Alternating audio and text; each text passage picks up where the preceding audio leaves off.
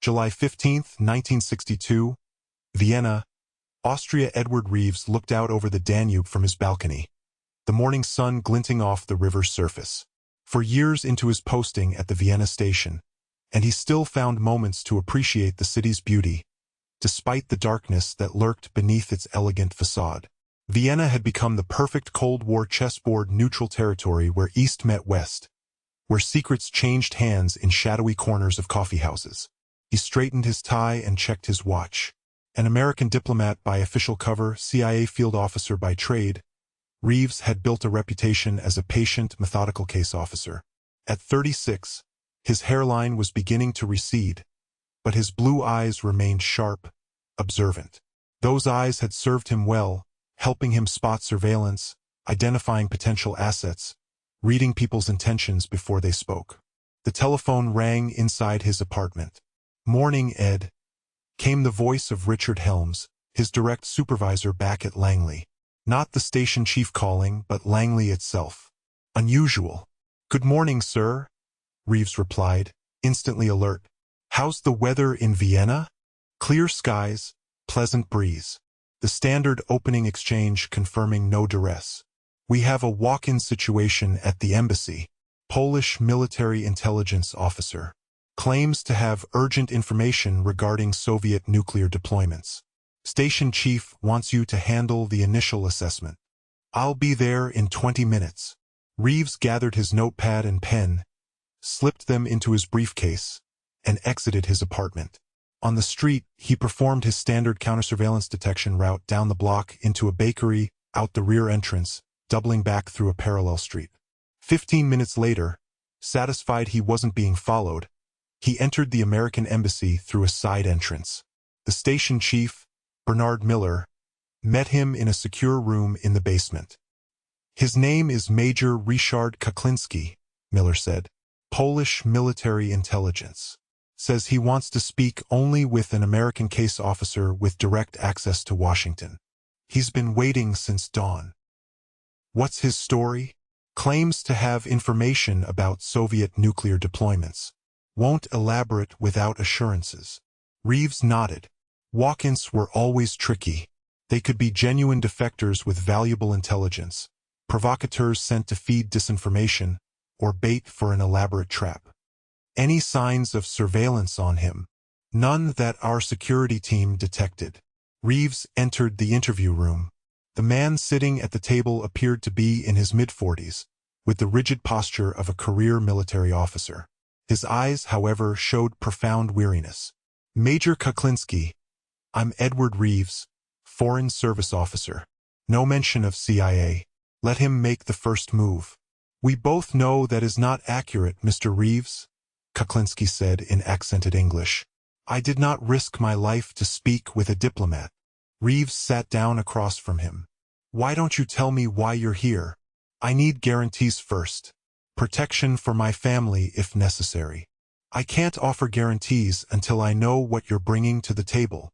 Kuklinski leaned forward. 3 days ago, I attended a closed briefing at Warsaw Pact headquarters. The Soviets have accelerated their timetable for deploying nuclear warheads to Cuba. Reeves kept his face impassive, but his mind raced.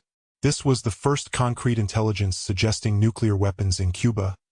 Months before U-2 flights would eventually confirm their presence. "That's a significant claim," Reeves said carefully. "It is not a claim. It is fact." Kuklinski's voice was steady. "Medium-range ballistic missiles capable of striking your eastern seaboard cities. Washington, New York, all within range. The operation is codenamed Nadir.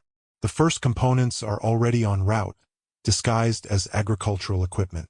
For the next 2 hours, Reeves methodically questioned the Polish officer, looking for inconsistencies, testing his knowledge of Soviet military procedures, evaluating whether this could be a KGB plant.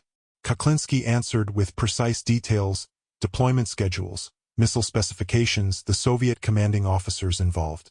"Why are you telling us this?" Reeves finally asked. Kuklinski's expression hardened. "I watched my country fall under Soviet control. I have seen their brutality, their disregard for human life. I believe they are preparing for a possible first strike.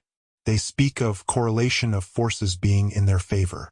If they place these missiles in Cuba, your country will have minutes, not hours, to detect a launch and respond. And you're willing to betray your country to prevent this? I am not betraying Poland. I am betraying those who have already betrayed Poland. There is a difference. Reeves nodded slowly. I'll need to verify some of this information. You don't have much time. The operation is moving quickly. After the interview, Reeves briefed Miller, who immediately set up a secure call to Langley. Within hours, analysts were working to corroborate Kuklinski's claims against existing intelligence. That night, unable to sleep, Reeves paced his apartment. If Kuklinski was telling the truth, the world was heading toward nuclear confrontation. If he was lying, if this was a Soviet disinformation operation, Reeves's career would be over for raising a false alarm. The next morning, Reeves received his instructions. Develop Kuklinski as an asset, establish secure communication protocols, and extract as much detail as possible about Operation Nadir. Over the next week, Reeves met Kuklinski 3 more times in a CIA safe house outside Vienna. The Polish officer provided detailed site plans for the missile installations, personnel rosters, and shipping manifests. Most critically, he revealed the Soviet deception plan, how they intended to conceal the nuclear nature of the deployment until the missiles were operational. What happens when you return to Warsaw? Reeves asked during their final meeting. I continue my duties. I will have access to the operational plans as they evolve. How will we communicate? I can arrange occasional travel to neutral countries. Reeves shook his head. Too risky. We need a more secure method. He handed Kuklinski a small package. One-time pad cipher. Instructions for dead drops in Warsaw. A miniature camera. Standard equipment for a new agent, but in this case, one whose information could prevent nuclear war. If you're caught, Reeves began. I know what happens if I'm caught, Kuklinski said quietly. 2 days later, Kuklinski returned to Poland, and Reeves filed his full report to Langley. Within weeks, President Kennedy was briefed on the intelligence, leading to increased surveillance of Cuba and heightened alert status for U.S. forces. By September, U-2 flights confirmed exactly what Kuklinski had warned about: Soviet medium-range ballistic missile sites under construction in Cuba. The Cuban Missile Crisis had begun. October 16, 1962, Washington, D.C. Reeves sat in a basement office at CIA headquarters, his tie loosened, surrounded by maps and intelligence reports. He'd been recalled to Washington when the crisis broke into the open, his direct experience with Kuklinski making him valuable to the executive committee managing the crisis. They're still denying everything, said Robert Hawkins, a senior analyst, tossing a transcript onto the table. Gromyko told Kennedy to his face yesterday that the weapons in Cuba are strictly defensive. They'll maintain that fiction until the missiles are fully operational, Reeves replied. According to our source, that's scheduled for November 1st. 6 days from now, Hawkins muttered. If Kennedy orders an airstrike, it could trigger Soviet retaliation in Berlin. If he does nothing, we'll have nuclear weapons 90 miles off Florida. The room fell silent. Everyone understood the stakes. World War III hovered on the horizon, with millions of lives hanging in the balance. A secure telephone rang. Hawkins answered, listened briefly, then handed it to Reeves. It's for you. Vienna Station. Reeves took the receiver. Reeves here. We have a message from your Polish friend, said a voice he recognized as Miller's. Emergency communication came through the backup channel. He says the Kremlin has authorized the local Soviet commander in Cuba to use tactical nuclear weapons if U.S. forces invade the island. Reeves felt his blood run cold. He's certain, positive. He was in the room when the authorization was transmitted.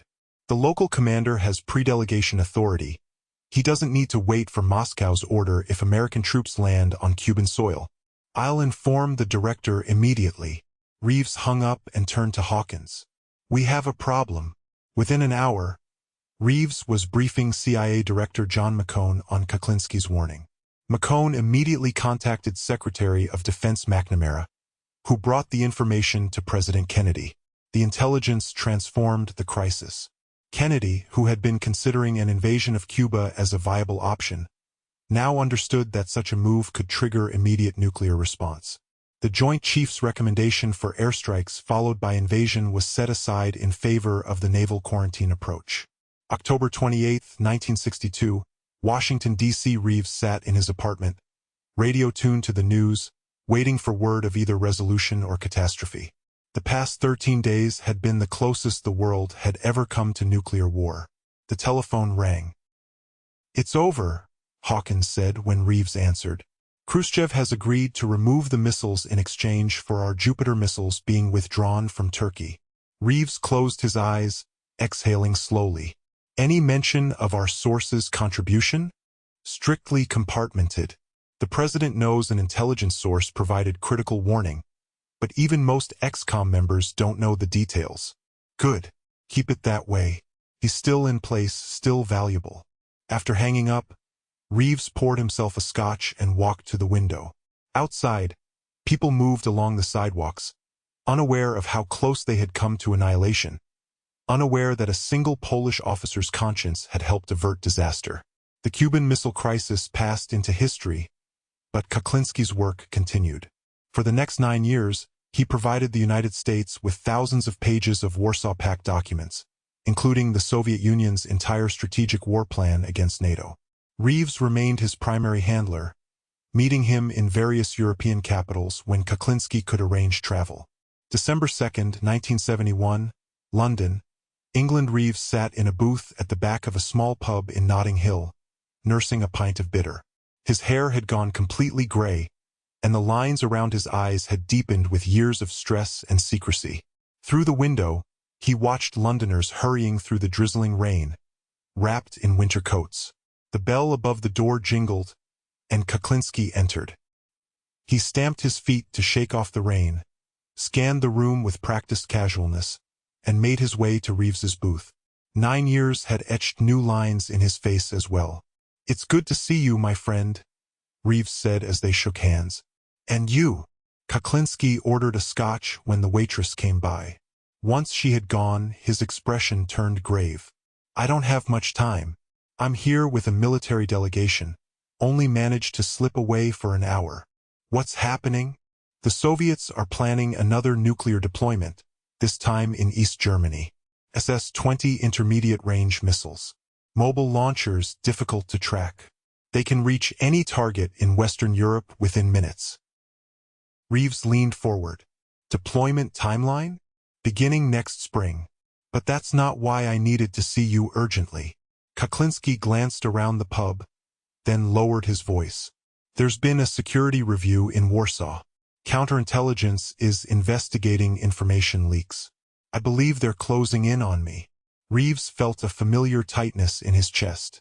"Do you need extraction?" "Not yet, but possibly soon. I've prepared dead-drop materials with everything I have on the SS-20 deployment. Location details are in this." He slid a book of London poetry across the table. "Standard cipher, inside the back cover." Reeves nodded, taking the book. "If you need emergency exfiltration, use the Vienna Protocol. Day or night."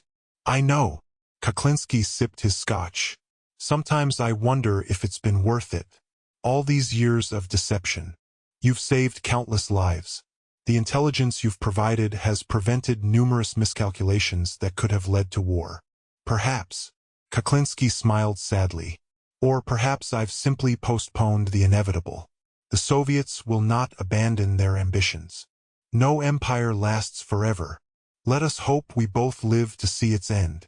Kuklinski finished his drink. "I should go before I'm missed." Reeves watched him leave, wondering if he would ever see the Polish officer again.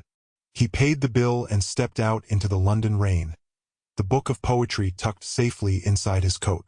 The next day, he recovered the materials from the dead-drop location, a hollowed-out brick in a crumbling section of wall behind an abandoned warehouse in East London. The documents confirmed Soviet plans to deploy SS-20 nuclear missiles, information that would profoundly influence NATO defense planning for the next decade. May 17, 1981, Washington, D.C. Reeves, now Deputy Director of Soviet Operations, sat in his office at Langley, reading the latest intelligence bulletin from Warsaw. His phone rang. "Sir, flash message from Warsaw Station," his secretary said. "Cardinal is compromised." Cardinal Kuklinski's code name. "Patch it through," Reeves said, his mouth suddenly dry. The station chief's voice came through. "Counterintelligence officers visited Cardinal's apartment this morning. He wasn't home, but they left a summons for him to report to military headquarters tomorrow. Our assets say it's a security investigation. What's his status now? Unknown. He hasn't made contact." Reeves made his decision instantly. "Initiate lifeboat protocol. Full family extraction. I want a team ready to move within 2 hours." "Sir, this will require director's approval." "I'll handle that. Just get the team in place." Within 30 minutes, Reeves had briefed the CIA director and secured authorization for an emergency exfiltration. By nightfall, a CIA team was moving through West Berlin, preparing to cross into Poland to extract Kuklinski and his family. For 3 days, Reeves barely left his office, catching short naps on the couch as he coordinated the operation. On the third night, at 2:37 a.m., the secure phone rang. "Reeves. Package secured. En route to safe location." The terse message from the field team leader confirmed that Kuklinski and his family had been successfully extracted. 2 days later, Reeves flew to a CIA safe house in southern Germany. When he arrived, Kuklinski was sitting at a kitchen table, his wife preparing coffee nearby. The Polish officer looked exhausted but relieved. "You cut it very close, my friend," Reeves said as they shook hands. They had found inconsistencies in travel records. "Someone remembered seeing me in London when I was supposed to be in Warsaw." Small mistakes accumulate over time. 9 years without detection is remarkable. You've done more damage to Soviet military planning than an entire army could have accomplished. Kuklinski smiled wryly. "And now I am a man without a country. We'll provide new identities, a new home in the United States. Your family will be safe. And Poland?" A shadow crossed Kuklinski's face. "Will Poland ever be free?" Reeves placed a hand on his shoulder. "I believe it will. And what you've done has brought that day closer." 3 weeks later, Kuklinski and his family arrived in Washington under new identities. The Polish government, discovering his defection, convicted him of treason in absentia and sentenced him to death. December 25, 1991, Bethesda, Maryland. Reeves, now retired from the CIA, watched the television as the Soviet flag was lowered from the Kremlin for the last time. The Soviet Union had collapsed, dissolving into independent republics. The Cold War was over. He picked up the telephone and dialed a number. "Hello?" answered the familiar voice, older now but still carrying traces of a Polish accent. "Are you watching?" "Yes." Kuklinski, living under a new name in a suburban Virginia home, sounded emotional. "I never truly believed I would see this day. Your country is free now. Poland is independent. At such cost." Kuklinski's voice broke slightly. "So many years, so many lives. But not millions lost in a nuclear exchange. You helped prevent that. Never forget it." There was a pause. "Thank you, Edward, for everything. Merry Christmas." "Merry Christmas, my friend." Reeves hung up the phone and turned back to the television, watching as one era ended and another began. Few people would ever know the role that he and Kuklinski had played, how intelligence from a single source had helped prevent nuclear catastrophe, how the quiet courage of one man had shaped history from the shadows. Some victories remained unsung. Some heroes remained in the dark. And perhaps that was, as it should be, the true nature of their profession. Not glory, but the quiet satisfaction of knowing that millions of people continued their lives, unaware of the disasters they had narrowly escaped, the nuclear fire that never came.